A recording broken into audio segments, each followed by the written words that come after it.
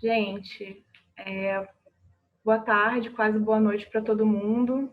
Vamos começar a oficina. A gente está acompanhando o grupo das inscritas. Algumas pessoas têm dificuldade para encontrar o acesso do ingresso no próprio e-mail, mas a nossa equipe vai dar assistência. Enquanto isso, a gente começa, porque às 6 horas, né, a gente terá outra oficina. Então, para não atrapalhar muito, a gente segue e aos poucos a gente vai integrando as outras participantes. Tudo bem para vocês, se for assim?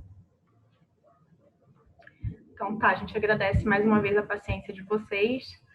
Bem, me apresentando, né, meu nome é Aline, eu sou idealizadora do projeto Mulheres de Sal. Hoje a gente está iniciando o projeto, por isso também é um pouco das nossas dificuldades nesse primeiro dia, mas ao longo do ciclo a gente espera que isso seja resolvido, que as pessoas se acostumem também com essa forma de ingresso na plataforma. E, bem, é importante dizer para todo mundo que essa reunião está sendo gravada, né? E que quem patrocina esse projeto é a Secretaria de Cultura e Economia Criativa do Estado do Rio de Janeiro, que nós realizamos esse projeto via Lei Aldir Blanc, que é uma lei emergencial para os agentes de cultura, e que a nossa equipe, que está aqui hoje, é a Carol, que está ali quietinha na tela. Se dá um oi, Carol, para todo mundo. A Carol Gonçalves, que trabalha na comunicação do projeto. A gente tem a Marilac, que também está aqui na assistência, a nossa assistente de produção. A Beatriz Matos, que está com um probleminha de saúde, por isso vocês vão ver que ela está com um gelinho assim no vídeo, mas está tudo bem. E a Paola, que é a nossa escritora convidada do dia, que vai ministrar a oficina para todo mundo. Então, sejam todas bem-vindas, agradeço a presença da nossa equipe e também das nossas participantes. E alguém fez gol. E o Flamengo acho que acabou de fazer um gol, porque também está uma gritaria aqui. Todo mundo que é participante está com o microfone fechado, tá, gente, por enquanto, mas vocês vão poder falar sempre que quiserem, desde que se inscrevam no chat. Então, é só clicar nesse balãozinho que está aí embaixo da tela de vocês e pedir a fala para a gente ter uma organização, né, para que a gente não atropele uma outra. Quero dizer para vocês também que essas oficinas a gente pensou para que vocês tenham uma base maior, né, para a escrita e também para que vocês participem com a gente da publicação do nosso e-book, que é uma antologia literária, que tem o mesmo nome do projeto. Ela vai ser publicada pela editora Sofia. E os textos, né, que vão compor essa obra coletiva, eles vão ser gerados na própria oficina. Então, a gente vai dar um prazo, né, para que vocês elaborem esse texto ao final da oficina. É um prazo de 24 horas apenas, porque a gente tem um processo longo de edição e diagramação dessa obra. Então, a gente, assim que encerrar essa reunião de hoje, a gente vai encaminhar para vocês no grupo o formulário por onde vocês podem colocar essa obra ali. Então, tem esse prazo de 24 horas.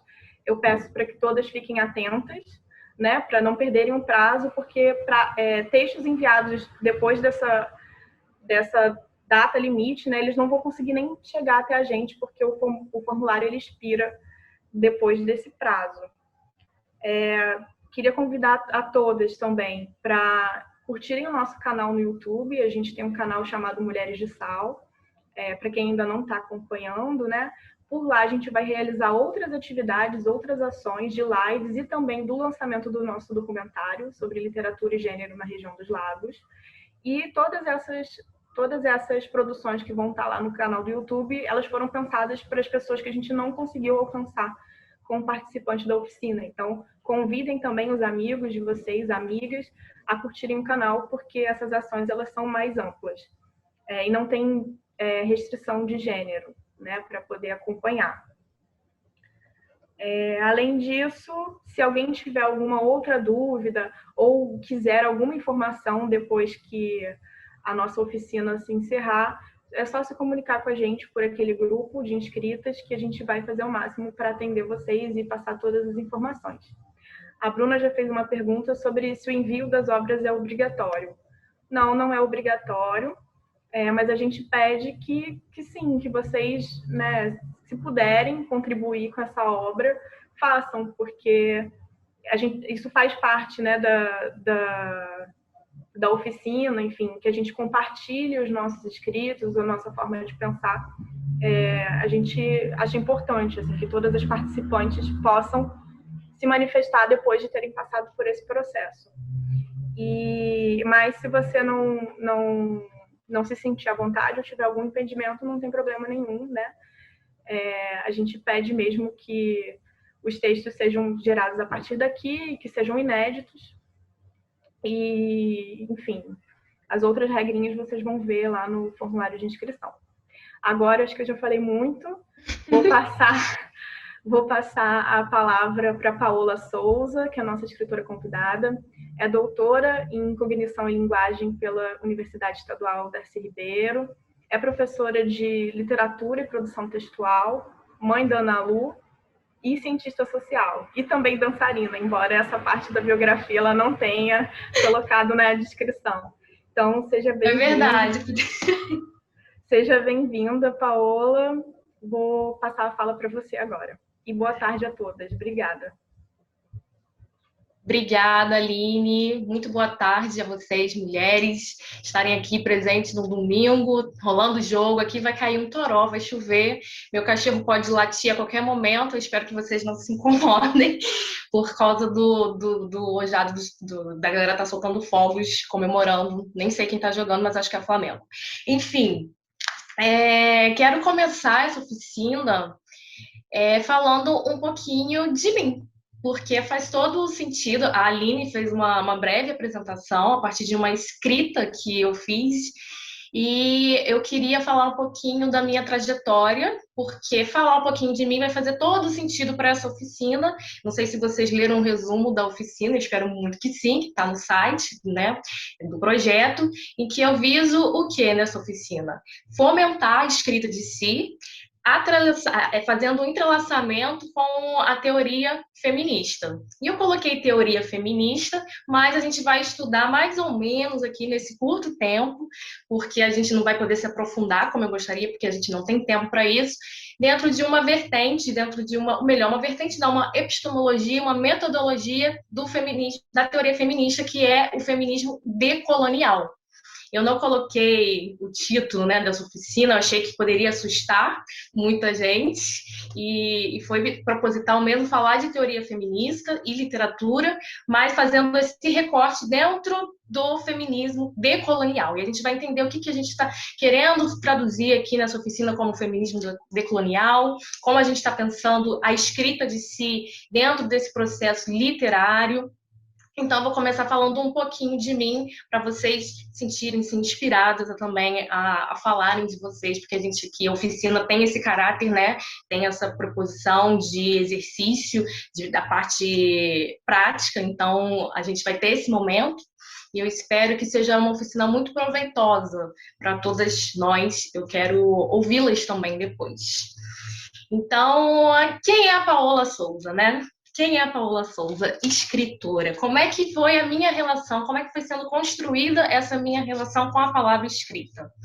Bem, eu nasci em Cabo Frio, fui criada a minha vida inteira em São Pedro da Aldeia. E falar desse lugar, ele me marca muito. Eu estou bem emocionada assim, de estar participando desse projeto, porque é importante a gente reconhecer esse território, da onde a gente está falando. E aqui eu não estou nem entrando ainda na questão de lugar de fala, não. Estou pensando de onde eu vim, questão território, espaço geográfico. Porque a partir deste território, desse espaço geográfico, eu vou construindo a minha narrativa aqui para vocês, para que vocês, de alguma forma, depois possam fazer o mesmo. Por isso é importante vocês ouvirem com atenção essa minha narrativa, para vocês irem vendo ponto de semelhança, de diferenças, mas ao mesmo tempo criarem já, se familiarizando com a narrativa de si, com a escrita de si, que, né, quando vai para o papel, né, no ato de escrever, aí se transforma na escrita de si. Mas ao falar, eu também estou, de alguma forma, mobilizando essa teoria da escrita de si. E eu fui uma menina criada na região dos Lagos, e eu devia ter uns 6, 7 anos, quando eu fui fazer teatro no Teatro Municipal de Cabo Frio. Eu pentelhei a minha família porque eu queria muito fazer teatro. E eu lembro de ter tido um professor maravilhoso e ele propôs um exercício que me marcou muito. Devia ter uns 6 para 7 anos no máximo, não passou de 7 anos, isso eu tenho quase certeza, porque foi a primeira peça que eu fiz, eu tinha 7 anos de idade, no Teatro Municipal de Cabo Frio. E ele propôs um exercício de atuação que consistia no seguinte: vocês, alunos e alunas, vão escrever um roteirinho, vão criar um personagem e a partir desse texto, vocês vão decorar e vão atuar. Eu, pirralha, fidelha, criança, ao lado de outras tantas crianças fazendo esse exercício. E fui para casa, feliz da vida, escrever o meu textinho para ensinar, para atuar depois na próxima aula do professor. E eu cheguei lá com o meu textinho, entreguei o texto para o professor e ele achou muito bom, muito interessante, e quis ver a minha atuação. É óbvio que ele estava fazendo o exercício para ver se eu tinha decorado o texto. E o que aconteceu? Eu não decorei o texto. Eu improvisei a partir daquela escrita. Isso, estou falando aí, 6, 7 anos de idade, tá, gente? Eu improvisei. E eu brincava muito com as palavras e com esse jogo de encenação a partir daquele texto escrito. E eu estava fazendo isso sempre. Ele pegava meu texto, passavam os ensaios e eu fazendo a improvisação. Até que um belo dia ele chega: Paola, minha filha, você tem que decorar e encenar o que você escreveu. Isso é teatro, você tem que repetir, você tem que decorar. E aquilo me deu um estalo, porque aí veio o meu bloqueio, porque eu não queria decorar, eu queria sentir o prazer, eu queria brincar com as palavras, com a improvisação. E a escrita de si, ela tem um pouquinho desse jogo de brincadeira, sabe? Quando a palavra surge no corpo, né? A improvisação. Então, isso me deu um estalo, ainda criança, de que eu queria mais escrever do que talvez atuar, apesar de ser apaixonada por teatro, ter feito teatro a minha vida inteira também. Eu tive um estalo ainda criança e fui falar com a minha avó, que minha avó, a avó Carolina, que Deus a tenha, que a maior contadora de histórias que eu já tive na vida, que eu já conheci, que eu tive o prazer de conviver, que eu morava no fundo da casa da minha avó, com os meus pais, né? E eu fui falar isso para minha avó, eu descobri o que eu quero ser quando crescer. Eu vou ser escritora, porque eu descobri que eu sei escrever histórias. Eu sei escrever histórias e eu gosto de declamar as minhas histórias. E ela falou assim comigo: Paola, minha filha, é isso mesmo, estuda bastante para você ser o que você quiser, pode ser uma escritora, mas tem que estudar, porque você não pode ficar sem ler e sem escrever como eu. E aquilo foi um susto, foi um espanto para mim, porque até então eu não tinha dimensão, ainda criança, que a minha avó não sabia ler e escrever, que minha avó era uma analfabeta. Então, aquilo mexeu muito comigo, porque como pode uma senhora que conta a história, que tem a Bíblia toda decorada, que abre a Bíblia e sabe falar, declamar o Salmo 91 todinho, como que ela não sabe ler e escrever? E aquilo ficou por muito tempo ressoando em mim, dentro das minhas memórias. E eu até lembro de querer ter ensinado parte da minha adolescência a minha avó a ler e escrever, e ela muito resistente. E isso me impactou muito, porque de alguma forma, quando eu fui para a universidade fazer ciências sociais, essa história veio com muita força para eu entender que não é todo mundo que pode estudar. Quando ela falou, eu não estudei, eu não sei ler e escrever, eu, ainda criança, eu entendi aquilo, ela não estudou porque ela não quis, não foi porque ela não quis, porque ela não teve condições. Ela não teve oportunidades justas para ter acesso à educação pública, enfim. E isso mexeu um pouco comigo. E isso faz parte da minha trajetória, isso aparece nos meus escritos, isso aparece na minha narrativa. E o que eu quero trazer aqui para vocês é justamente este lugar, né? Esta menina que, a partir do teatro, se depara com a escrita, que entende essa escrita que se faz antes de ir para o papel, muito presente no corpo, na questão da improvisação, porque a gente tem o costume de achar que a inspiração, ela vai brotar assim do nada, né? Que a gente precisa estar muito num dia muito abençoado, divino, que aí vai vir a inspiração. Mas a inspiração, ela é trabalhada. Só que quando a gente é criança, essa inspiração, a gente trabalha de uma forma brincando. Muito bonito como as crianças lidam com a vida. É tudo brincadeira, é tudo uma grande oportunidade de realizar o seu desejo, né? A criança está sempre brincando, querendo descobrir o mundo, querendo entender o mundo por meio da brincadeira. Então, quando eu fazia isso, de alguma forma eu estava brincando. E estava brincando com essas palavras que surgiam primeiramente do meu corpo para depois serem transcritas no papel. Ok? Essa menina, essa Paola, vai crescer e vai chegar à universidade, vai fazer o primeiro curso, vai fazer a graduação em Ciências Sociais, mas essa vontade de escrever ainda está muito forte. E ela começa a trabalhar numa loja, porque ela precisa conciliar as xerox da faculdade, né? Porque a gente estuda em universidade pública, mas a gente tem que ter uma renda para se bancar dentro da universidade pública. Então, ela vai estudar e vai trabalhar numa loja de roupa, em que, nos momentos em que ela não tinha clientes para atender, ela sentava para escrever e para ler muito. E ela escrevia, e às vezes nem escrevia coisa da matéria, da disciplina da faculdade, do curso, não. Mas ela gostava de escrever ficção e poesia.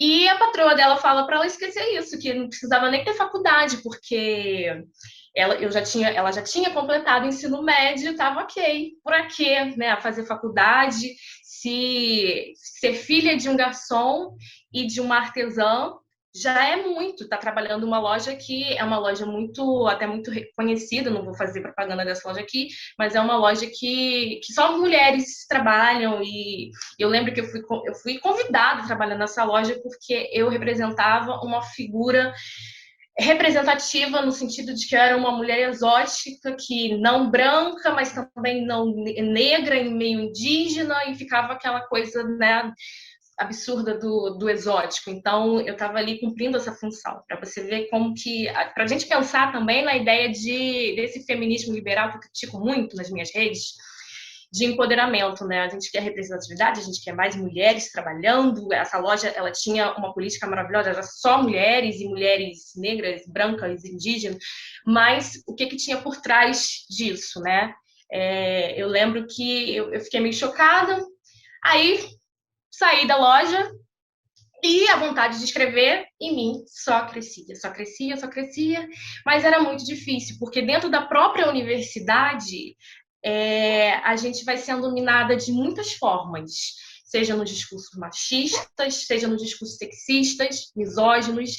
Então, eu ouvi muita coisa que eu achava que eu não fosse ouvir na universidade, mas a universidade é um espaço de exclusão em muitos sentidos também, né? Então, a gente ocupar esses espaços é uma forma de resistir também a esses discursos. A gente precisa estar lá nesse espaço. É um espaço que exclui, é um espaço muitas vezes racista, sexista, transfóbico, mas a gente precisa também se manter resistente naquele lugar. É claro que sempre tendo muito cuidado, né? E aí vem a escrita de si como um cuidado de si também, que é o que eu quero tratar aqui também nessa oficina, porque quando a gente vai percebendo todos esses discursos que de alguma forma vão atravessando as nossas mentes, os nossos corpos, a nossa subjetividade, é que a gente se sente com vontade, pelo menos foi o que aconteceu comigo, de em algum momento eu precisava colocar para fora, porque o silêncio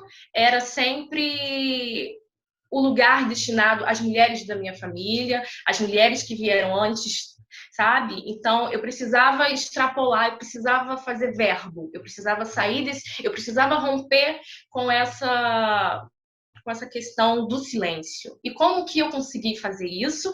Foi por meio da escrita. Foi quando eu comecei a escrever e publicar em blogs. Eu comecei a escrever alguns ensaios para revistas acadêmicas, que é um gênero que eu mais gosto de fazer dentro da academia, né? Porque eu sou pesquisadora também. Então, foi uma forma que eu encontrei de resistir e de atravessar esses discursos que, de alguma forma, me faziam sentir dor.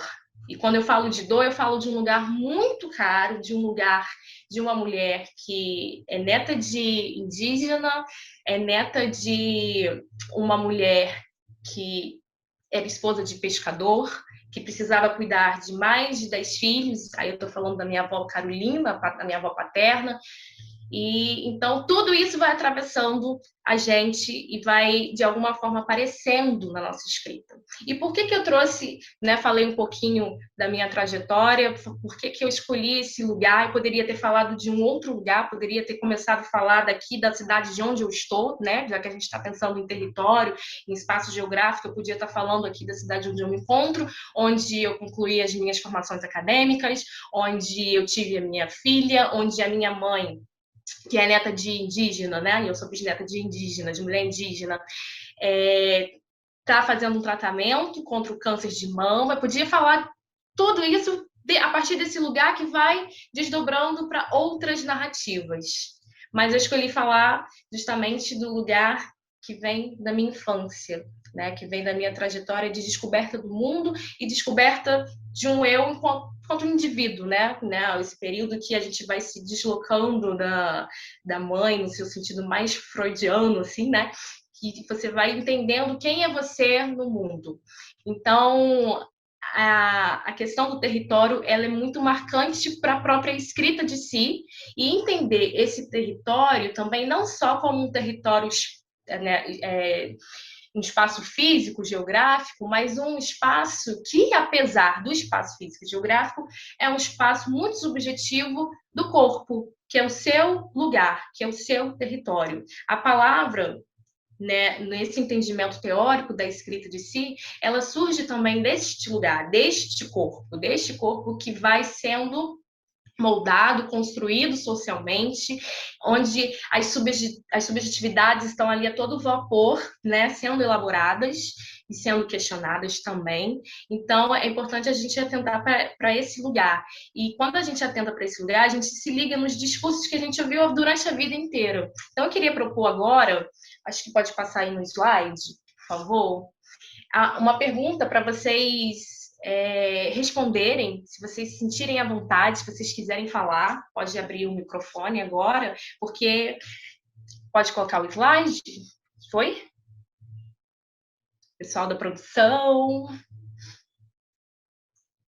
É porque o slide não está comigo aqui. Aline? Oi, Paola, pode falar. Você pode colocar o slide com a primeira pergunta? Sim, a gente está voltando aqui com ele. Tá. Então, a primeira pergunta é para vocês falarem, se vocês quiserem, se vocês sentirem à vontade. Eu acho que esse é um momento também de troca. A oficina, ela tem esse caráter. É muito triste a gente estar fazendo aqui virtualmente, mas a gente tem que se adaptar a esse novo normal. Eu acho que faz parte da vida e nós somos seres adaptáveis, então ok também. Mas a oficina, presencialmente, ela tem uma outra energia, uma outra troca, né? É olho no olho, a gente pode fazer exercício corporal, mas eu queria que vocês falassem um pouquinho, se vocês lembram, fazer um exercício de memorização mesmo, de recordação. Você lembra qual foi a primeira frase machista que você ouviu na sua vida? Se você puder falar sobre essa frase, fazer esse exercício de revisitar. Eu acho que a gente tem uma inscrita. A Rosana tá com a mãozinha ali. É uma inscrição, Rosana? Pode. É porque eu não tô. Tá ouvindo? Tô ouvindo. Estamos ouvindo. Eu só não tô vendo. Eu tô suando porque tá quente. Vê se agora vocês estão vendo. Tá conseguindo ver? Sim, a gente está ouvindo. Vamos combinar um minutinho para cada uma, que logo em seguida tem a Andressa, que também pediu para falar. Tá bom? Eu tentei desligar o celular para entrar pelo notebook, mas eu não conseguia. Eu não consegui entrar pelo notebook, mas tudo bem, vamos ficar no celular mesmo. Bom, a primeira frase: eu sou Rosana André, tenho 53 anos, 35 anos de educação, sou escritora, sou professora, sou palestrante e faço umas coisas por aí. Faço parte de algumas academias aqui da região, nasci em Cabo Frio, conheço essa região com a palma da minha mão. E a frase que eu sempre ouvi foi: olha os modos, Rosana Andréa. Olha os modos, fecha as pernas, olha os modos. Essa coisa. E teve uma frase que aí entraria no que é do racismo. Quando eu arranjei um namorado negro, meu avô me disse que se eu continuasse no namoro, eu seria uma branca porca. Então, assim, as coisas a gente ouve ao longo da vida, mas nem por isso a gente precisa amar meu avô, não. Hoje eu compreendo melhor, né? Essas coisas. Me identifico com você. Quando você falou que sua avó contava história, mãe contava, sua família contava histórias e tudo, a minha também. Venho de uma família muito falante, que passa histórias incríveis. Esse mês eu estou publicando um texto na revista Aldeia Magazine sobre isso, sobre o valor da velhice, né? Em tempos de pandemia. E aí, essa frase, olhe os modos, se comporte, feche as pernas, essas frases todas. Guarda essa frase com você. Vão guardando essas frases que vocês estão pensando, que vocês estão resgatando na memória. Guardem essa frase com você. Alguém mais quer falar? Que acho que o nosso tempo está bem corrido. Tem a Andressa. Ela pediu para falar. Oi, Andressa. É a Andressa. Andressa. Então, eu estou aqui bem confusa. Não, imagina. Eu estou com dois polos, assim. O primeiro que me veio à cabeça quando vocês falaram foi homem não chora. Que eu acho muito doido. Aí eu não sei em qual ismo isso está classificado, mas assim, para mim é uma castração, uma coisa muito complicada. Enfim, é isso. Primeira coisa, porque eu mesmo, não sendo homem, né? Quando eu ouvi a primeira vez, aquilo te dá um nervoso, assim. Você fala, como assim não chora? Então meu irmão não pode chorar, eu tenho um irmão. Meu irmão não pode chorar, ninguém, meu pai não pode chorar. Como assim? Como assim? Enfim, então, pisciana, né? Sou artista, super sensível, e sou artista desde criança. Eu comecei com 6 anos de idade a fazer filme, enfim, novela, tudo. Enfim, então isso para mim é uma coisa que até hoje acho que está castrando aí a galera, mas não sei se isso é machista e tal. Mas uma outra situação que eu acho muito complicada é aquela situação de que o homem é incentivado a ter um monte de parceiras e tudo, e a mulher não pode. Entendeu? Então, assim, isso para mim eu não aceito até hoje. Até hoje eu não aceito esse negócio. Acho muito paradoxal, porque somos pessoas, temos nossas libidos, não somos animais. Então a gente se controla, a gente, né, tem todo um racional, todo um comportamento em sociedade envolvido aí, né? Você não pode sair ficando com qualquer pessoa, transando com qualquer pessoa. Mas assim, nos homens é muito tranquilo. O cara tem uma mulher, tem uma amante, ou 2 ou 3, e a mulher é um absurdo. Tipo, né? Eu tô morando em Búzios, né? Eu vinha do Rio de Janeiro. E dá um pânico, porque assim, você ficar mal falada, entendeu? Tipo assim, ficou com menina, daqui a pouco fica com outro do mesmo grupo. Também é uma prisão esse negócio, sei lá. Mas é porque muito obrigada. Esse discurso, né, da liberdade sexual das mulheres é justamente para controlar os nossos corpos, né? E quando você escuta, né, ainda muito criança, homem não chora, além de machismo, também é um tipo de sexismo, né? Porque você está dizendo que o homem, né, aí a gente pode até falar, né, do sexo biológico, da identidade de gênero também. O homem, ele é um ser, a pessoa que é o sujeito que tem que se construir forte perante a sociedade. Como diz Bell Hooks, o machismo, ele começa também ele está muito entranhado nos meninos, né? A gente, enquanto mulheres feministas, a gente tem que entender que há um projeto educativo para que esses meninos, né, que vão se transformar homens, sejam machistas, sexistas, racistas. Então, é pensar como que essas construções, essas frases que a gente vai escutando durante a vida toda, elas vão ganhando sentido dentro da gente, como a gente vai incorporando isso. Porque é um equívoco a gente falar, eu sou feminista, eu não sou machista. Porque quando eu falo que eu sou feminista e não sou machista, estou colocando o machismo como se fosse o contrário de feminismo, né? E não é. O feminismo é uma luta, é um movimento político organizado, também pode ser entendido como um movimento cultural, mas não é nunca o oposto do machismo, né? E a gente tem que fazer um trabalho de autocrítica, de se colocar enquanto mulheres feministas. Eu não sei quantas mulheres aqui, né, agora neste exato instante da sua oficina, se consideram feministas ou estão próximas aos discursos feministas, podem ficar preocupadas, eu não sou feminista, mas eu também não sou machista. De alguma forma, somos todos machistas porque estamos dentro de uma estrutura patriarcal. O que é esse patriarcado?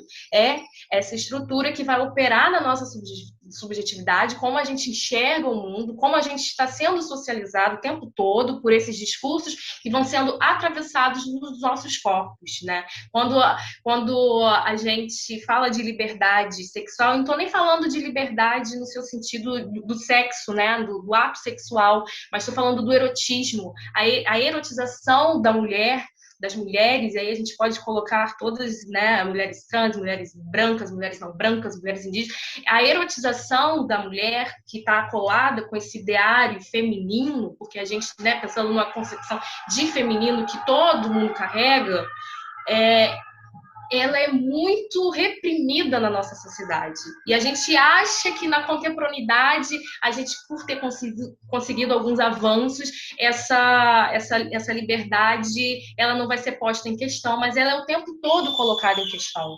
Seja numa foto que a gente publica na internet, seja numa dança que a gente faz, tudo é sempre visto como para o prazer masculino. E às vezes não. E se for também, sabe, a gente precisa pensar esses discursos, como esses discursos vão modulando a nossa percepção de mundo. Eu queria ouvir todo mundo, mas não vai dar. Então eu vou passar. Alguém falou comigo? Paola, eu tô falando aqui, assim, a gente tem 3 pessoas inscritas. A gente tem a Priscila, que gostaria de falar, a Ana Luísa, que pediu para falar pelo chat, e se ela não se sentir à vontade para falar, aparecer na câmera, eu posso falar aqui para vocês, né? Dizer o que ela escreveu. E a Nilzete, que colocou a mãozinha. Eu só queria pedir, se a gente puder concentrar todas as inscrições no chat, é mais fácil para eu visualizar, porque nem sempre todo mundo fica aparecendo para mim. Então, pode ser que vocês coloquem a mãozinha no chat e eu não consiga ver. Então, eu estou aqui de olho no chat e é mais fácil para a gente. Então, também só falar que a gente está com um tempo muito corrido e para ficar mais confortável para todo mundo, né, para dar tempo, a gente está aqui negociando com a próxima escritora de adiar um pouco a oficina dela. Acho que a maioria das pessoas que estão aqui vão participar da segunda oficina, certo? Vocês estão inscritas na segunda oficina. Então, a gente vai fazer um contato com essas outras pessoas que estão inscritas e não estão aqui, mas vai atrasar um pouquinho para que a gente consiga aproveitar melhor dessa. Mas vamos ter um controle melhor do tempo, por favor, né? Que a gente fique aí com 1 minuto no máximo. Eu acho que a gente pode combinar, Paola, de você responder ao final, né? Assim, deixa as inscritas falarem e você responde ao final, porque eu acho que assim o tempo vai ser melhor aproveitado. Então, Priscila, pode falar. Oi, estão me ouvindo? Sim. Oi, então, vou ser bem breve, né? Sou Priscila, sou professora, sou pesquisadora na área dos afetos, escrevo também já há bastante tempo, mas nada nunca publicado, a não ser as dissertações. Bom, uma fala que me veio na mente muito rapidamente foi de um namoradinho que eu tive na adolescência, que falou que ia terminar comigo porque eu não usava roupa de menina. não usava saia, não usava vestido, lá pelos meus 14 anos, assim, foi... E a fala dele foi chocante, mas ao mesmo tempo libertador, porque eu pude ali ser quem eu era de verdade. E aí eu pensei, alguém que gostar de mim vai gostar do jeito que eu sou, né? Porque na época eu usava a roupa da seção masculina, das lojas, e bermudão, andava de skate, aquela coisa toda da adolescência. E ele veio bem taxativo, não, vou terminar com você porque você não usa roupas de menina. Você não usa vestido e nem saia, né? E hoje, né, na fase adulta, eu acho assim de uma responsabilidade muito grande. Hoje eu sou mãe de 2 meninos. Um tem 7 e o outro tem 3 meses. E eu acho assim de uma responsabilidade absurda para nós mulheres, né? A gente está fomentando e formando e forjando isso na cabeça dos meninos, porque como você falou, a gente vive numa sociedade machista. A gente foi forjado nessa forminha, infelizmente. E é um processo que eu acho que vai das mulheres, né, romper com isso nos meninos, né, nas crianças, né, como a colega falou agora, o discurso de que homem não chora. Nossa, isso é de cortar o coração. Como assim? Um ser humano que não pode chorar, né? Então, é essa minha fala bem breve, para não atrapalhar o andamento da oficina.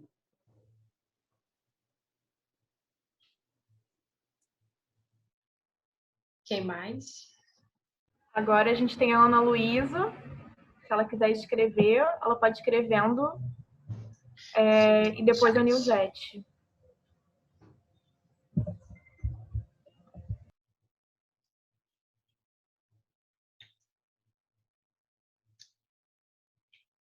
Tem no chat também, acho que é a Bruna Amado. Isso. Bom, enquanto a Ana não escreveu, acho que a gente pode passar para a Nilzete e se a Bruna colocar aqui no chat, eu leio dela. Pode falar, Nilzete.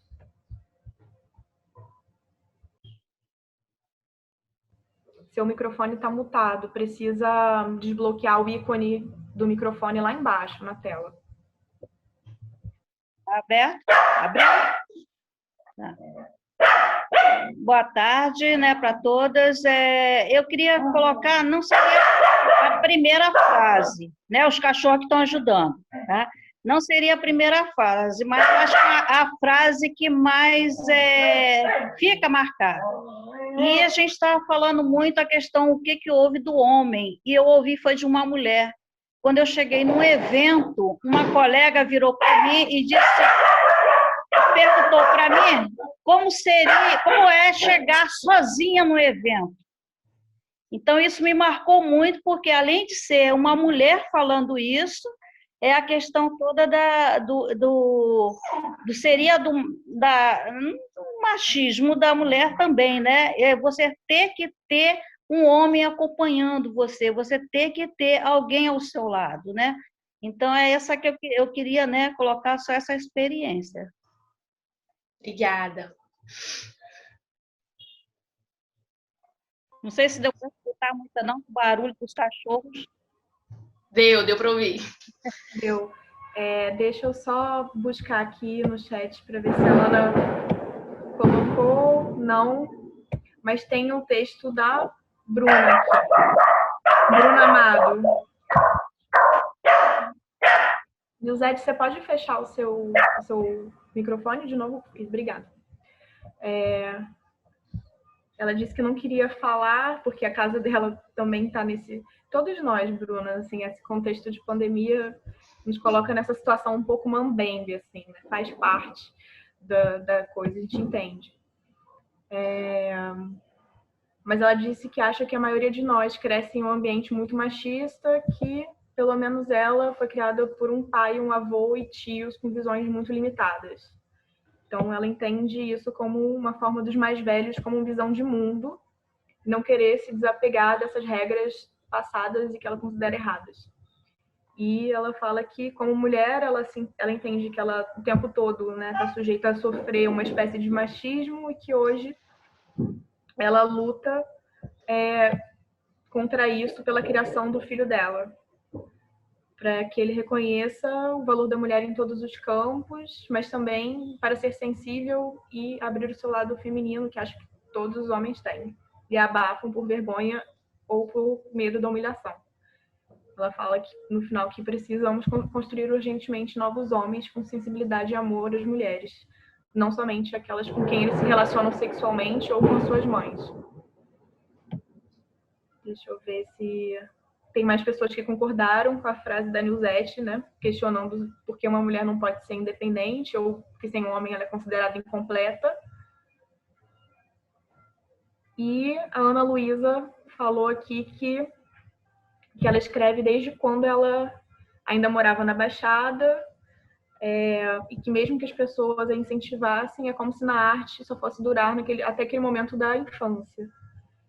Sempre ouvia que precisava estudar para ser uma grande mulher, mas no geral ninguém levava as artes tão a sério. Também sempre ouvi falar sobre agir igual a uma mocinha. Os bons modos, né? Fecha essas pernas, menina. E aí a gente vai reproduzindo tanto discurso. Acabou, Aline, para a gente passar para a próxima pergunta? A Fernanda falou que... Quer falar? Ela colocou aqui que ela foi muito julgada pelo material que ela produz, porque muitas vezes ela gosta de escrever dramas de terror. E que, por vezes, ela já foi indagada porque simplesmente não escrevia um romance baunilha. Muito bom, gente. Acho que a Rosana quer falar mais uma vez. Vamos ver se tem mais alguém para a gente já seguir para a próxima, tá bom? Pode falar, Rosana.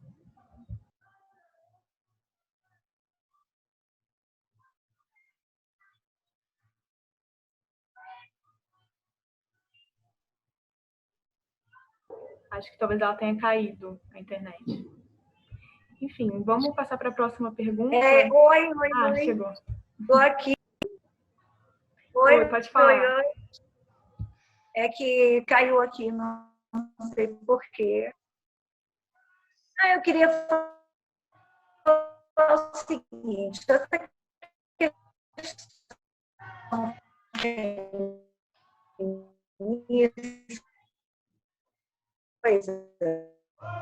até porque essa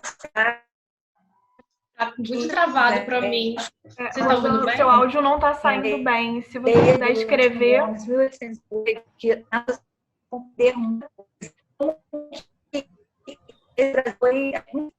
lá a gente vive até hoje. Dizer... Rosana, seu áudio não está chegando para a gente. Você consegue escrever para a gente? Seu áudio não chega. Se você puder escrever, é um pouco mais fácil. A gente não consegue te ouvir, está com muita interferência. E agora? Continua, é mais fácil escrever no chat mesmo.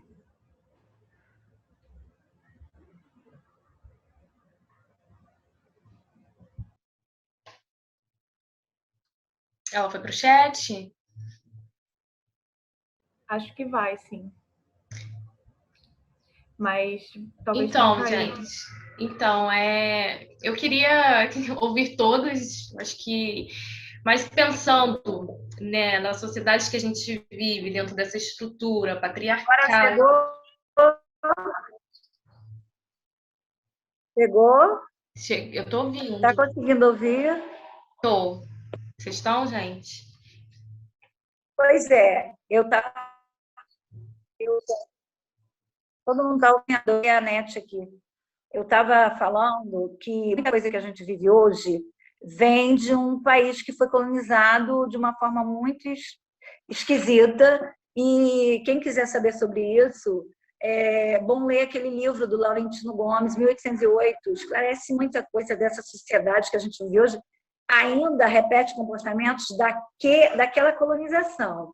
E uma outra coisa que eu queria dizer é que a Julia Quinn, quando fez os Bridgertons, ela tem uma passagem no primeiro livro, o primeiro da série da Netflix também, chamado Conde Eu, em que a Daphne, ela quer saber o que acontece na lua de mel, e a mãe esconde.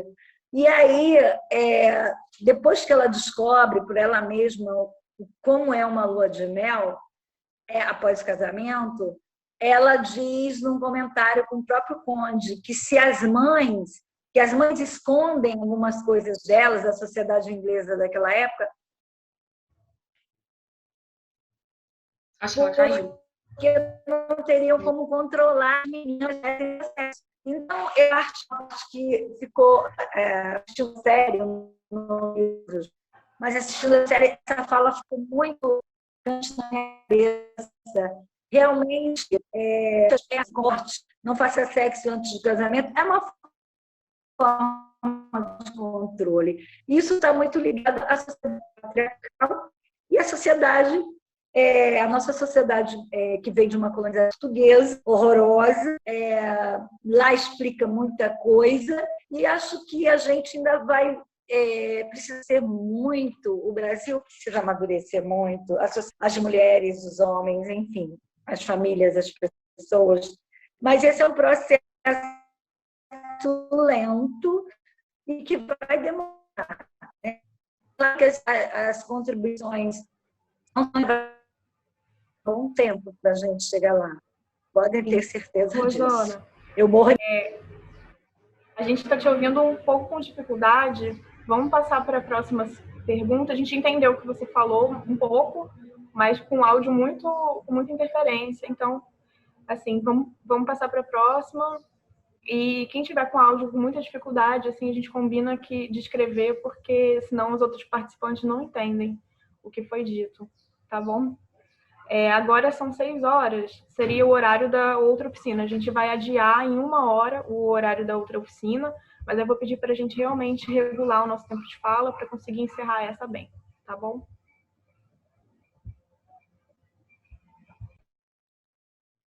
Pode seguir, Paola. Então, você pode passar o slide, por favor?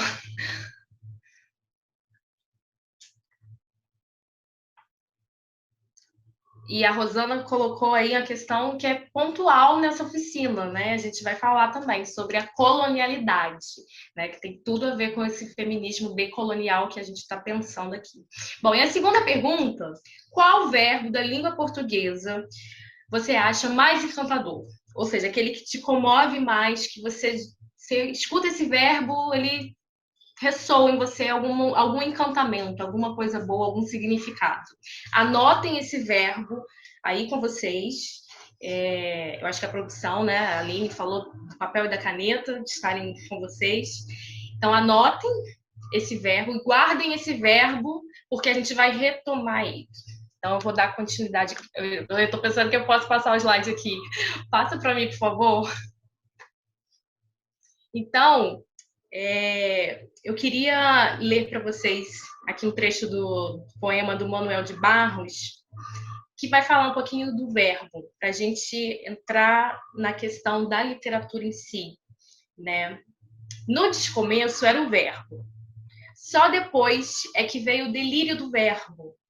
O delírio do verbo estava no começo, lá onde a criança diz: eu escuto a cor dos passarinhos. A criança não sabe que o verbo escutar não funciona para cor, mas para som. Então, se a criança muda a função do verbo, ele delira. E pois, em poesia, que é a voz de poeta, que é a voz de fazer nascimentos, o verbo tem que pegar delírio.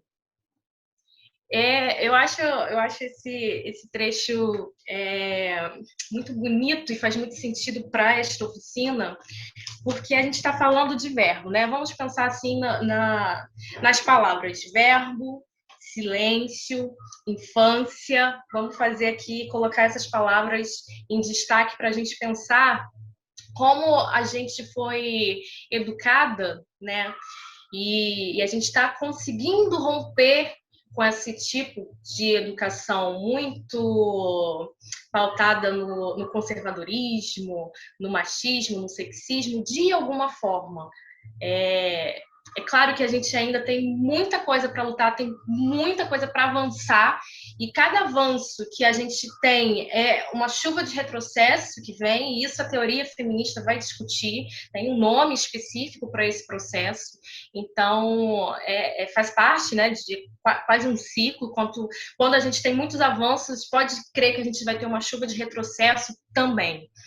Então, pensar aqui comigo o verbo, né? A questão da literatura, quando você transforma a palavra. Aqui ele coloca o verbo, mas é para a gente pensar na palavra, quando a gente coloca essa palavra no papel. Lembra que no comecinho da oficina eu falei que ela também nasce nesse corpo território, que vem de um lugar, que vem de um espaço geográfico, né? Ela já está ali, e quando a gente é criança, aí a gente pode falar da arte, né? Quando a gente é criança, tudo é muito maravilhoso. Alguém falou, né, da questão da arte, que eu vi muito na infância, né? Que a arte só existia na infância e depois que crescesse isso ia acabar. A gente perde isso, porque a gente vai sendo educado para realmente deixar a brincadeira de lado, deixar o brincar. E quando eu falo brincadeira, é no sentido de uma brincadeira muito séria, né? Eu gosto muito de uma citação do Freud, que ele fala que quando a gente... tudo você pode dizer, até mesmo a verdade, brincando, né? Então, a brincadeira, ela foi sendo deslocada, né, da gente. Então, o adulto que não brinca, né, que não tem esse desejo de querer, né, a brincadeira aí, o verbo brincar como um desejo de querer descobrir o mundo, as coisas, de querer aprender, ela perdeu, de alguma forma, essa criança. E a nossa sociedade fica o tempo todo tentando matar essa criança. Então, eu acho que recuperar o Manuel de Barros, por mais que seja uma oficina, né, de literatura e literatura escrita por mulheres também, a presença deste poeta faz a gente pensar na questão da infância e do verbo como a palavra na literatura, que ela tem que ser uma grande brincadeira também, né? E por que eu trouxe o verbo? Para a gente já entrar na questão da teoria feminista, e eu não vou ficar nas teóricas brancas ocidentais, né, da Europa, porque a gente vai falar justamente do feminismo decolonial, mas eu trouxe duas autoras que... Pode passar o slide, por favor. Eu estou aqui pensando que eu posso passar. E a Muraro, né, que é uma italiana pesquisadora, ela diz assim nessa citação: no princípio era mãe, o verbo veio muito depois, iniciou uma nova era, o patriarcado. O verbo, a palavra, um símbolo abstrato, uma entidade arbitrária, pode dar vida a qualquer realidade, por mais imaginária e inexistente que seja. E a palavra pode até distorcer o sentido das realidades físicas mais óbvias, tais como o fato de a mãe dar à luz a criança e amamentá-la, e inaugurar a dominação do macho através da fabricação de papéis. Né? Aí aqui me lembrou muito a fala de uma de vocês que falou da educação, da importância de pensar numa educação feminista, né? Na responsabilidade das mães, mas aí eu chamo a atenção da família e da sociedade, porque a criação, uma educação feminista, ela tem que estar presente na sala de aula também, nas escolas, não só no seio familiar.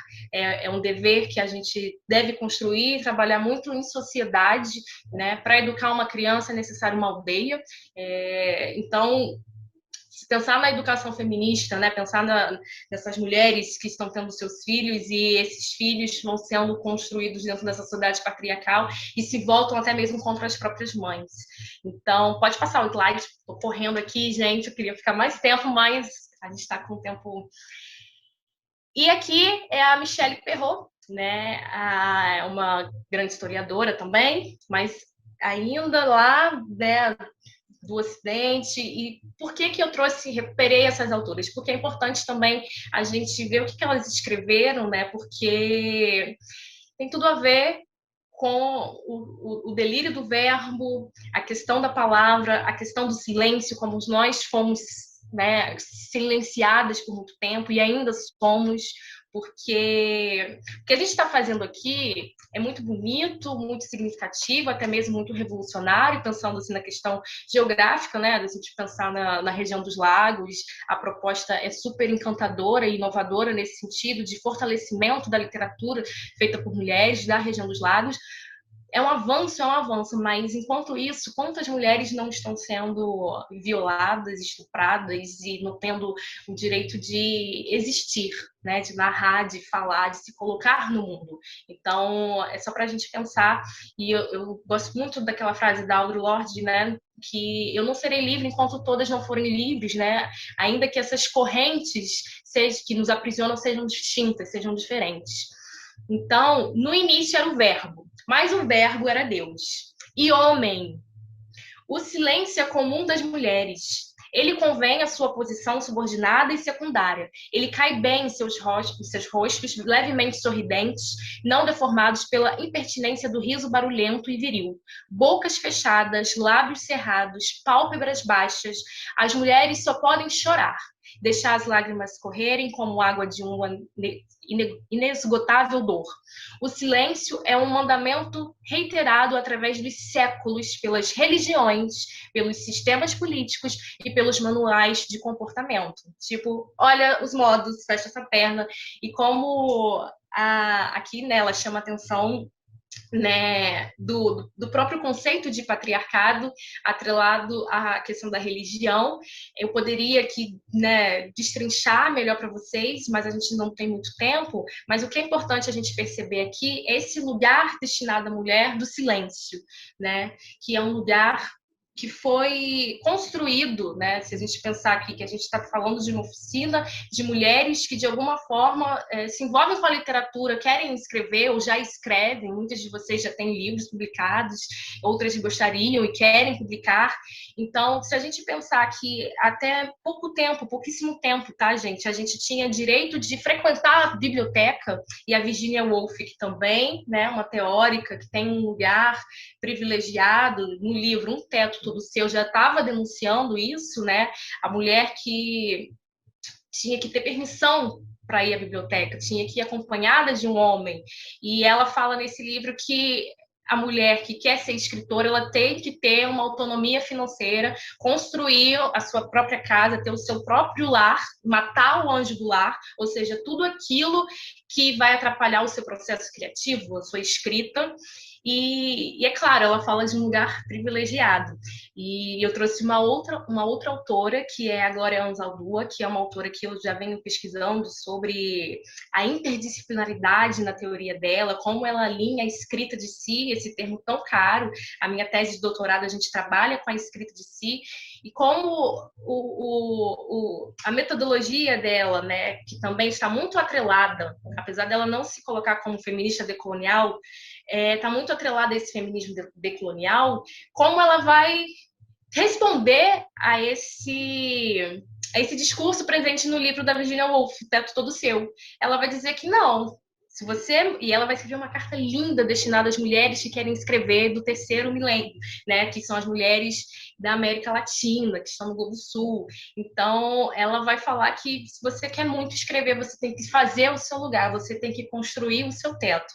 É quase isso que ela fala, né? As minhas palavras que eu estou passando aqui para vocês.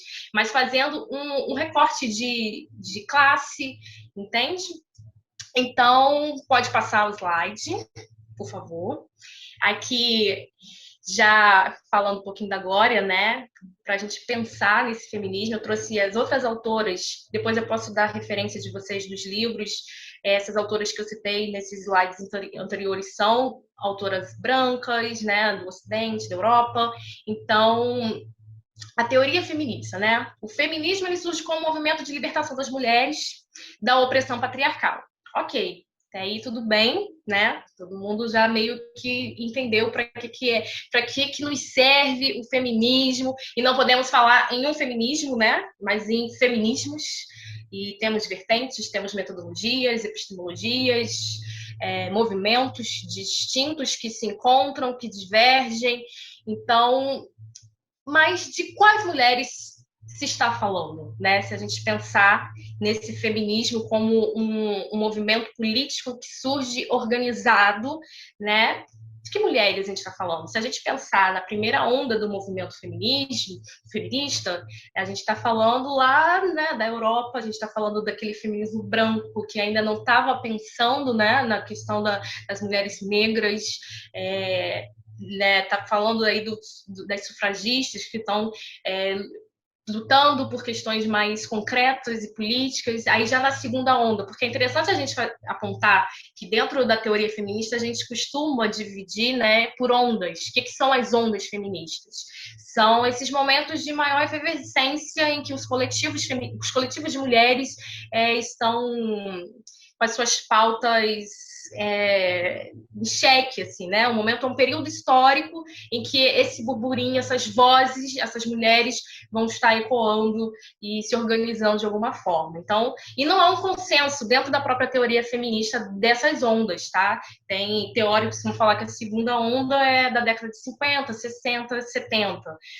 Da terceira onda de 80 até hoje, e já temos uma corrente da própria academia, inclusive a minha pesquisa aborda um pouco isso, sobre pensar a quarta onda do movimento feminista, onde ela surge, e por que a gente pode dizer sim que a gente está experienciando a quarta onda, né, por causa das redes sociais virtuais, que tem uma outra dinâmica, os movimentos. Enfim, temos aí a teoria, passei rapidamente, tá? Para a gente compreender o feminismo a partir dessas ondas. E pensando, né, nessa questão da onda, essa primeira onda, ela muito ainda branca, muito ainda, né, sem considerar as vozes ditas consideradas subalternas, né, exclui. Então, muita gente tem resistência. Eu conheço mulheres indígenas que dizem que apoiam o feminismo, mas que não gostam, que não se intitulam, não gostam de dizerem que são feministas. Elas não se sentem representadas porque elas entendem que esse feminismo não as representam, porque é um feminismo que ele só serviu para colonizar, né? Então, a gente tem que atentar para os vários feminismos. E tem uma outra parte, tem uma outra vertente, né, dessas mulheres indígenas que já gostam e já estão formulando as suas próprias teorias, como o feminismo comunitário, que tem uma outra pegada com a natureza, que aí entra também a questão do território, que também tem a ver com esse território que passa pelo corpo, com a experiência de vida, subjetividade. Mas, enfim, geopolítica do conhecimento, né? O que é isso, Paola? Geopolítica do conhecimento. A gente está falando aqui dessa onda, né, que são mulheres brancas reivindicando o direito ao voto, não são muito preocupadas com o que as mulheres pretas, né, estão pensando, como elas estão se articulando, e elas já estavam trabalhando, já tinha a articulação delas ali também, mas esse conhecimento, ele ainda estava muito na Europa e nos Estados Unidos. Então, quando a gente fala aí de geopolítica do conhecimento, a gente está falando de um conhecimento que se dá nesse território, dos Estados Unidos e da Europa. Então, pensar nessa primeira onda é pensar também na Europa e nos Estados Unidos. Mas e nos outros territórios, né, do globo? Não estava acontecendo? Algumas... Sim, mas isso não está na história oficial. E o que o feminismo decolonial faz?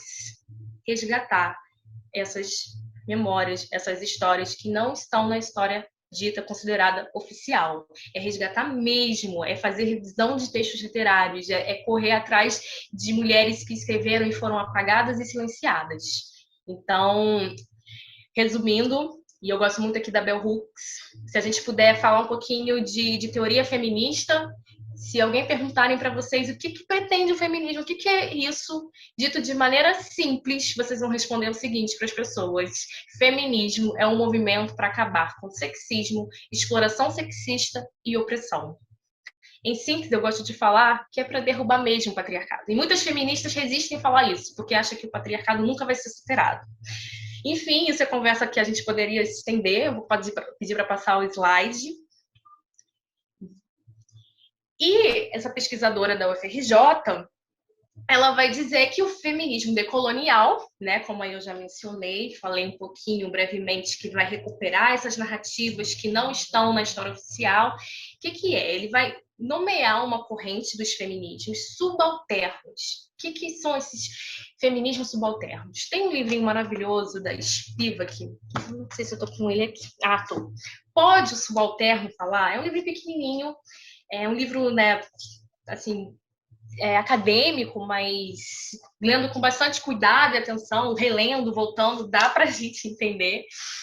né? E ela vai, nesse livro, ela vai, em síntese, vai construir a ideia de que a gente pode falar, a gente tem voz, né? Ou essa voz, ela é dada, né? Porque hoje a gente confunde empoderamento com isso, né? A gente, eu vou dar voz.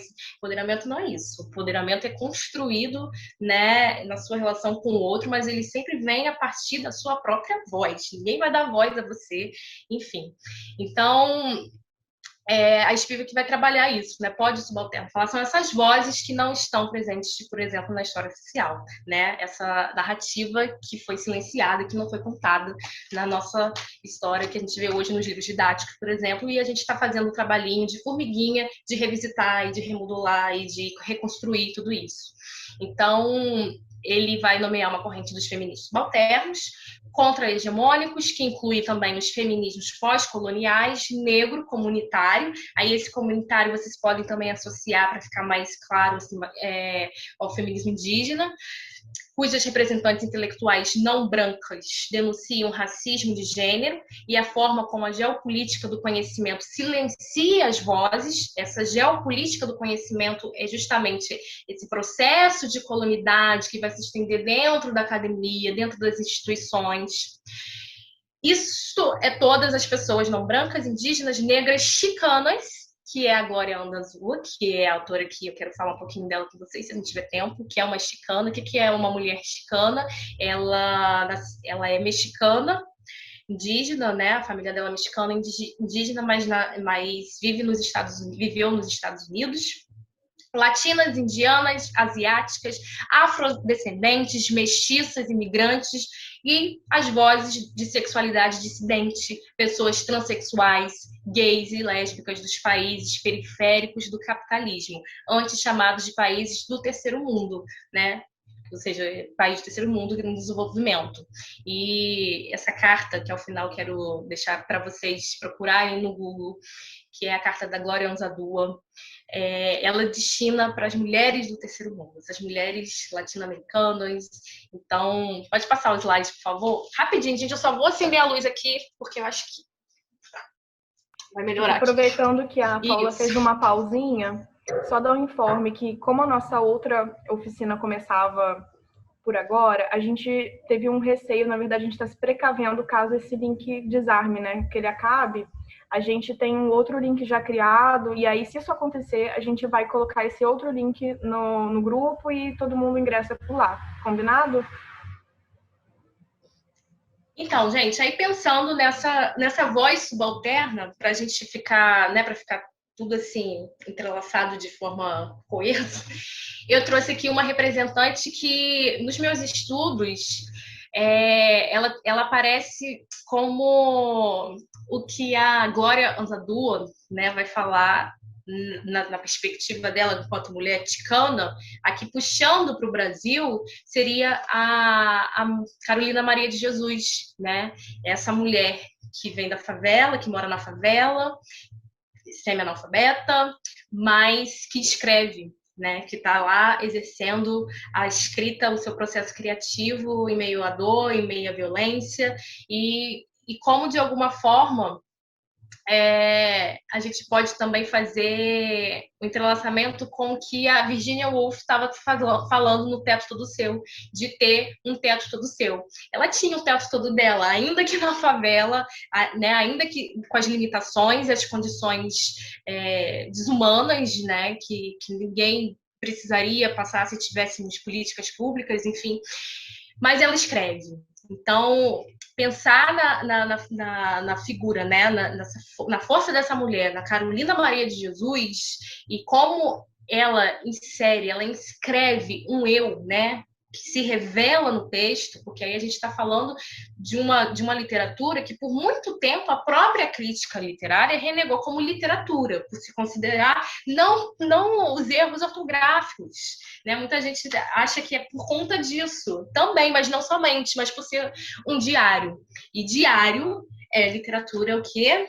De menininha. É uma literatura menor, como se escrever tendo o aporte teórico da autobiografia, da escrita de si, fosse algo menor, fosse algo realmente do campo das mulheres, as mulheres que fazem esse tipo de literatura. Então, a crítica não entendia muito bem como literatura como uma obra ficcional. Mas aí, com os estudos da própria teoria literária, isso vem sendo modificado, a crítica tem aberto os olhos para novas percepções e até para novas teorias. Pode passar os slides, por favor. E a gente começa a pensar na escrita de si. E aqui a gente pode entender, dentro do campo da teoria literária, a escrita de si, ela pode ser autobiografia, pode ser autoficção, pode ser narrativas do eu, literatura íntima, narrativa confessional, memórias, romance memorialístico, diários, entre outros. Eu gosto muito do termo, e aí quando eu falo de pensar novas teorias, a gente pode falar da Conceição Evaristo, que está na academia, e é uma mulher fantástica que faz literatura brilhantemente, escreve ficção, e está lá com o pezinho na academia formulando teoria. E ela fala da escrevivência, né? O que é escrevivência? Aí eu tenho aqui Becos da Memória, quero só ler rapidamente um trechinho. Desculpa se eu estiver falando muito rápido, vocês podem falar aí no chat. E ela diz o seguinte, porque a gente tem a ideia de quando a gente está falando da gente, se colocando, né, por meio da escrita de si, a gente está muito nu, a gente está se mostrando, sou eu, é muito eu ali, é muito verdadeiro, é muito... E preste atenção no que ela está falando aqui. Também já afirmei que invento sim, e sem o menor pudor. As histórias são inventadas, mesmo as reais, quando são contadas. Entre o acontecimento e a narração do fato, há um espaço em profundidade. É ali que explode a invenção. Nesse sentido, venho afirmando, nada que está narrado em Becos da Memória é verdade. Nada que está narrado em Becos da Memória é mentira. Ali busquei escrever a ficção como se estivesse escrevendo a realidade vivida, a verdade. Na base, no fundamento da narrativa de Becos, está uma vivência que foi minha e dos meus. Escrever Becos foi perseguir uma escrevivência. Por isso também busco a primeira narração, a que veio antes da escrita. Lembra que eu falei com vocês no comecinho dessa escrita que vem antes de ser colocada no papel? São essas histórias orais que a gente escuta, são esses discursos também machistas que a gente escuta. Tudo isso que vai formando e vai criando a nossa subjetividade, vai formando, né, a nossa subjetividade, vai sendo criada antes mesmo da gente colocar no papel. E tem como a gente pensar nisso no processo de inspiração, que não vai brotar, como eu falei no momento, mas como a gente pode trabalhar isso para que a inspiração venha. E o grande barato dessa oficina é pensar na escrita de si como esse processo também de fomentar a inspiração, né? É um trabalho contínuo, é um processo. Você escrever um pouquinho sobre você, sobre a sua construção, né, a narrativa de si, colocar isso no papel, é também muito no sentido Foucaultiano, do Foucault, né, que é um filósofo, do cuidado de si, né? Você colocar ali no papel elaborações, você vai elaborar, é um processo quase de autocuidado mesmo, né? De autoconhecimento, de investigação. Então, é muito bonito quando Foucault traz essa questão da escrita de si nesse sentido do cuidado. E as mulheres fizeram e fazem isso a vida toda. Só que parte da academia, dentro da teoria literária, muitas vezes considerou isso menor, né? A escrita de si como algo menor, como algo que não cabia muita valorização. Apesar de que os homens também estão escrevendo sobre a condição deles enquanto homens, né? E por que nós, mulheres, também não podemos falar, temos receio muitas vezes de falar desse lugar de mulher branca, de mulher indígena, de mulher trans, de mulher negra, né? De mulher que ama mulheres, de mulher que se relaciona com mulheres, entende? Então, é importante a gente entender que esse lugar é muito caro, porque por muito tempo ele foi silenciado. E quando a gente consegue transcrever isso para o papel, vem a crítica literária falando que isso não é literatura. Mas o que eu quero trazer aqui também para que vocês percebam que é literatura sim. O ato de você escrever sobre si é um ato por si só já ficcional, porque a nossa memória, ela ficcionaliza.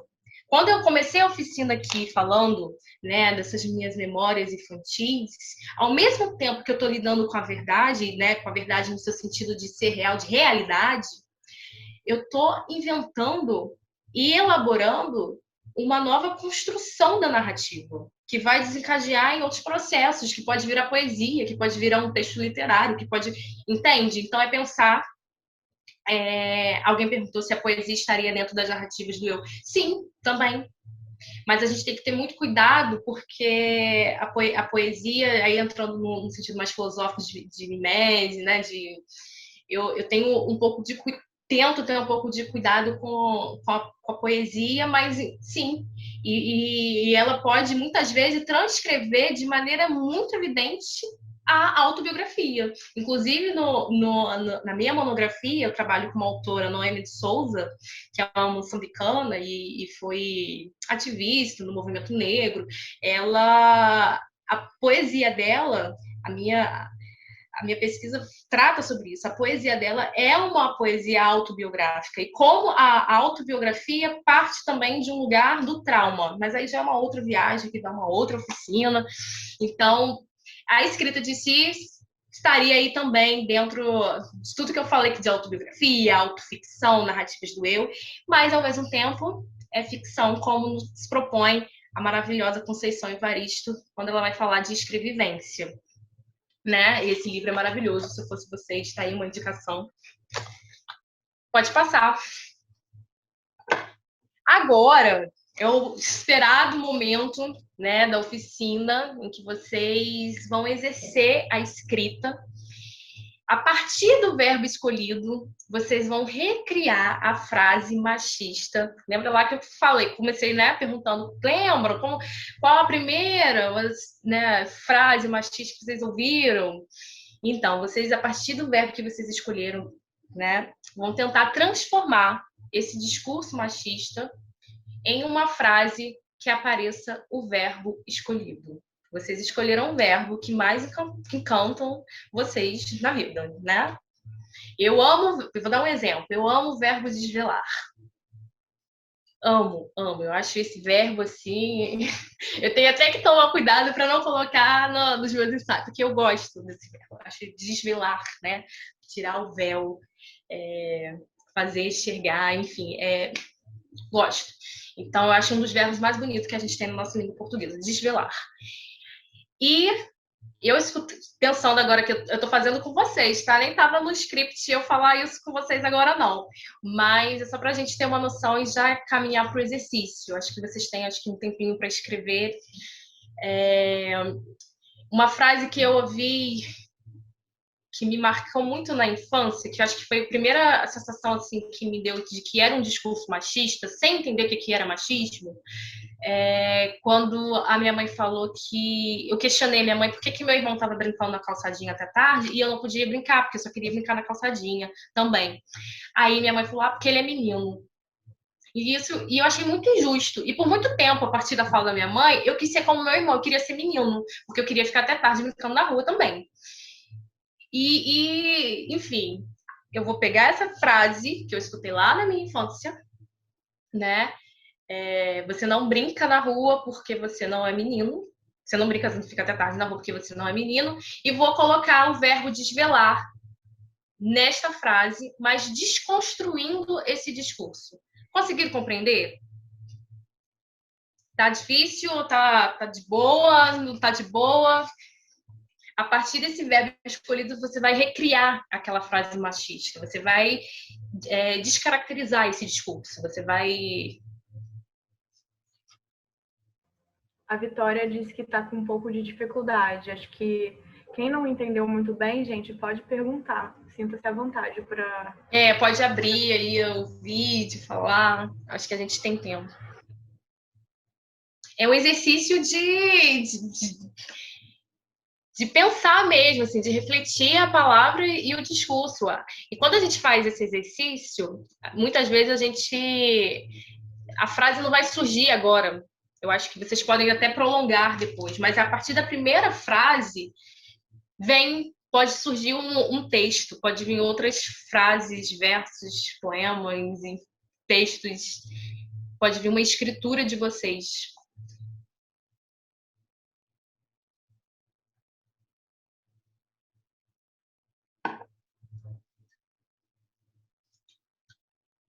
Eu também estou morrendo de calor, Rosana.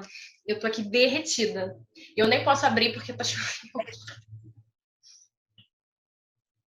Eu não vou fazer, não, porque eu tô esperando meu esposo para ir embora, que eu estou na casa da minha mãe. Então, estou tentando aproveitar a oficina, não perder a oficina. E ele já, com certeza, já buzinou lá embaixo, já chegou com o carro, eu tenho que arrumar minha mala, mas eu vou ouvir as suas últimas palavras aqui. Enquanto eu estou arrumando minhas coisas. Porque eu não estou na minha da... casa, então eu estou completa. As outras... Eu não estou na minha casa. Então, está difícil para mim me concentrar, mas eu vou tentar acompanhar o final. É isso. Agora a Elzadua fala um pouco isso. Mesmo não estando no seu teto, na sua casa, você tem que criar condições de participar. E ela fala isso, gente, de uma forma muito bonita e poética. Você escreve no banheiro, escreve até quando você está lavando louça. Porque o processo de escrita vem antes, né, de ser colocado no papel, ele vem no pensamento, ele vai sendo construído no corpo. É muito lindo. Eu sou apaixonada, sou suspeita, mas a forma como essa autora ela caminha e transita, né, na interdisciplinaridade, no sentido de estar pensando teoria, estar na poesia, uma mulher que foi lésbica, ticana, que está ali no entre-lugar. Essa questão do território é muito impactante para mim pensar a partir de território. Então ela está ali no entre-lugar, e ela não romantiza isso, ela fala que é um lugar muito difícil, né, de se encontrar. Sim, é para compartilhar, gente. Este é um momento de muita troca, que a gente já está encaminhando para o final. Pode. Claro, Ana. Assim, a gente vai ter que encerrar mais ou menos umas 18h50 e poucos. A gente tá bem já vai encerrar, Lili. Mas não queria acabar, gente. Não queria que acabasse. Mas vamos compartilhar. E aí a gente combina que, ao final, a Paola dá uma direção também por esse texto que vai ser gerado, né, a partir dessa oficina. Ela fala um pouquinho mais e a gente, daqui a pouquinho, vai encaminhar outro link para vocês, outro informe lá sobre a oficina da Lara, que está aqui nos assistindo, esperando para iniciar dela. Pode falar, Ana.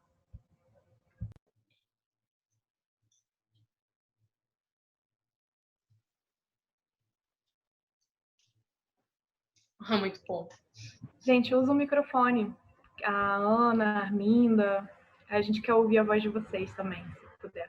Oi, gente, estão me ouvindo? Aí você me fala o verbo que você pensou, qual que te comove mais, e conseguiu encaixar na frase. Por favor. Estão me ouvindo bem? Uhum. Sim? Então, eu sou Andréa Rezende, professora, escritora, enfim. Meu verbo foi transcender, que é um verbo também que eu tenho um apreço, assim, eu gosto muito. A frase machista que eu ouvi não foi a primeira, foi uma frase que eu vi já adolescente, e tinha muito a ver com o meu contexto também, igreja, né? Enfim. Namore pensando em casar. Essa foi a frase. E aí eu mudei e falei, reescrevi usando o verbo transcender. Namore e transcenda o tempo de amar, para transmutar seus sentidos e escolher seus caminhos. Ai, que foi lindo. Isso. Ai, que lindo! Obrigada, gente. Abraço. A gente que agradece. Arminda. Ande para desbravar um mundo. Olha que bonita a imagem dessa frase. Ande para desbravar um mundo. Eu entrei depois, boa tarde, boa noite, né? eu entrei depois, então eu peguei só quase que o final. E aí eu pensei na frase, fiquei com muita vontade de fazer, mas eu não sei muito bem o que fazer. Eu não sei muito bem a questão do verbo, porque eu não peguei toda essa parte. Então, você vai pensar num verbo que você acha mais bonito, que te comove, sabe, que tira, que deixa um quentinho no seu coração, que você acha muito encantador dentro da língua portuguesa, um verbo. Aí você pensa nesse verbo e vai usá-lo na frase que você vai desconstruir, né? Essa frase machista que você ouviu, uma das primeiras frases que você ouviu na vida. Aí você vai encaixar esse verbo na frase, desconstruindo esta frase. Entendeu? Então, seria mais ou menos assim. A frase é: isso não é jeito de sentar de uma menina. Menino é que senta de perna aberta. Né? Aí seria: isso não é jeito de... isso é um jeito de sentar. Não seria. Na questão Mas qual é o verbo? Libera e senta do jeito que você quiser. Mas qual o verbo que você pensou? Liberar. Liberar. Sim, serve sim. Libera e senta do jeito que você quiser. Sim. Seria isso? Sim, exato. Aí, a partir dessa frase, né, que é a proposta disso, gente? A partir dessa frase, vocês irem a esse lugar, né, muito íntimo, né, na memória, que vai passar aí pelos sentidos, construírem as próprias narrativas no sentido de que essa frase vai ser a frase-chave que vai abrir esse caminho para que outras palavras sejam ditas por vocês, né? Tem mais frase aqui. Olha a cabeleira do Zezé, ele pode ser o que quiser. Muito bom. Olha os modos, Rosana. O verbo olhar. Ela escolheu o verbo olhar. Também gosto desse verbo olhar. Olha a vida, o ser, o conhecimento, a beleza e o mar. Sim.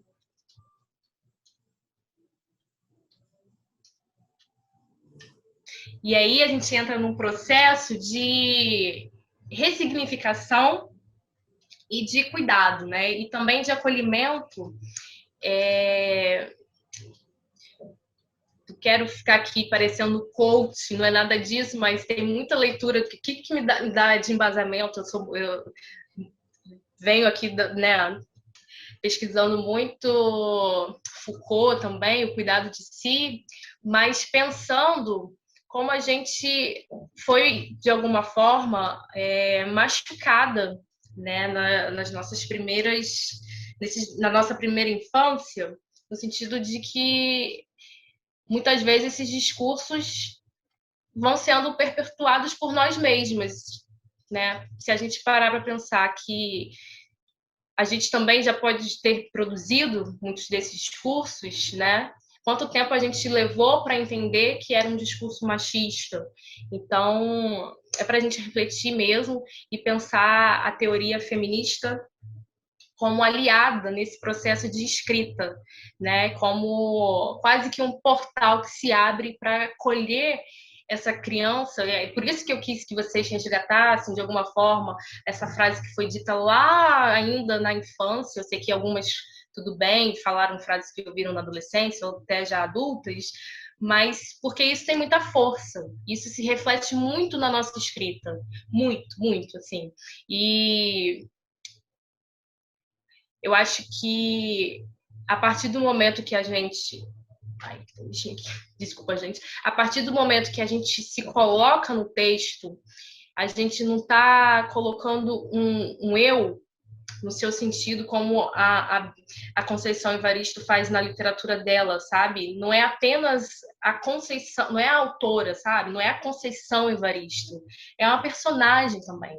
Né? É a partir da vivência dela. É ela, como ela coloca aqui, é mentira e verdade. Então, é pensar esse processo de escrita de si como essa verdade de mentira, mas muito mais pautada na questão da experimentação da brincadeira. Quando eu comecei a oficina, e não foi à toa que eu falei lá do meu processo com a palavra escrita, que se deu por meio de uma brincadeira de teatro, que eu encarava como uma brincadeira, e eu gostava de de inventar, de improvisar, porque a minha palavra, a minha formação, tudo que eu tinha de conhecimento, eu não vim de uma família leitora que lia livros para mim, mas minha avó foi uma contadora de histórias. Então, a parte oral ficou muito impregnada em mim e eu, de alguma forma, reverberei isso no teatro de querer contar histórias, né? De improvisar. Eu gostava de lidar com a palavra dessa forma. E a partir do momento que eu começo a entender esse processo da escrita de si, eu começo a ter, como Clarice Lispector fala de domar a palavra portuguesa, a língua portuguesa, né? Eu começo a domar o meu processo de escrita, a entender que a inspiração, ela também exige uma técnica, né? Não vai, como eu falei já, não vai brotar do nada no momento que eu tiver super zen, super tudo tranquilo, tudo lindo, maravilhoso na minha vida, e a inspiração vai vir. Não é assim. A nossa inspiração, ela também é praticada, é treinada. E a escrita de si, quando a gente faz esse exercício, vocês podem até fazer em casa depois, quando vocês tentarem recuperar essas memórias da infância, da juventude de vocês e transcreverem para o papel, isso tudo, gente, vira material, e material muito caro para ser colocado no mundo, para ser dito e falado. Porque se a gente pensar que as nossas vozes, né, as nossas vozes de mulheres foram por muito, muito, muito tempo silenciadas, esse movimento que a gente está fazendo aqui é um movimento de narrativa, de escrita de si, de se colocar também no mundo, de existir no mundo, existir pela palavra, existir experimentando com o seu corpo. E acho que eu vou finalizar. Obrigada a vocês que escreveram. Eu não consegui ler mais, acompanhar o chat, mas eu vi que tem... Depois tem como salvar, né, Aline? Acho que a produção vai fazer isso. E depois vocês vão escrever... mandar o texto, né, editado, reeditado, aí vem outro processo que eu acho maravilhoso, de você revisitar o que você escreveu e modificar ou não, deixar como está. E para finalizar, como eu falei muito da Glória Anzaldúa, eu quero terminar, e eu vou pedir assim, com muito carinho, que vocês procurem no Google depois esse texto. Pode passar os slides, por favor. Que é um texto que, se eu não me engano, está na revista Estudos Feministas, que é uma revista acadêmica online, e é um texto que, ele é lindo, ele, como eu falei com vocês, a Glória Anzaldúa, ela foi poeta, mulher lésbica, chicana, e ela tá ali, né, esteve na academia, e pensando teoria. Enfim, é uma mulher que está ali nessa encruzilhada e você não tem como desassociar a obra dela literária tipo, da obra científica dela enquanto teoria na academia, sabe? No espaço acadêmico. Está tudo muito misturado. E ela vai trabalhar com essa escrita de si. E ela vai falar a importância das mulheres. A Margaret Hago também vai falar isso, né? Esse livro aqui, A Aventura de Contar, Feminismo, Escrita de Si, Invenção da Subjetividade, ela vai falar que as mulheres feministas já faziam isso, né, a partir da sua própria existência, formular teorias e pensar novas teorias, mas o que a Glória faz é muito ousado, e eu nunca vi assim, né, nada parecido. Se alguém souber, por favor, me sinalizem se conhece alguma autora que faz esse trabalho de misturar a literatura, a poesia, a linguagem de forma muito entrelaçada com a teoria científica, com o fazer científico. Enfim, procurem esse texto, porque esse texto dá assim, um gás para quem gosta de escrever, para quem quer escrever, para quem quer publicar, para quem quer aprender mais sobre literatura. E é uma voz que está muito, muito entrelaçada com o feminismo decolonial, como a gente viu aqui, que a gente pincelou, né? Então, vamos lá. Falando em línguas, uma carta para as mulheres escritoras do terceiro mundo. Eu só vou ler esse trechinho e a gente finaliza. Fiquem instigadas, eu acho que eu não vou me prolongar, porque eu acho que vocês que têm que sentirem o texto, ou não sentirem também. Mas vamos lá. Por que sou levada a escrever? Porque a escrita me salva da complacência que me amedronta, porque não tenho escolha, porque devo manter vivo o espírito de minha revolta e a mim mesma também, porque o mundo que crio na escrita compensa o que o mundo real não me dá. No escrever, coloco ordem no mundo, coloco nele uma alça para poder segurá-lo. Escrevo porque a vida não aplaca meus apetites e minha fome. Escrevo para registrar o que os outros apagam quando falo, para reescrever as histórias mal escritas sobre mim, sobre você.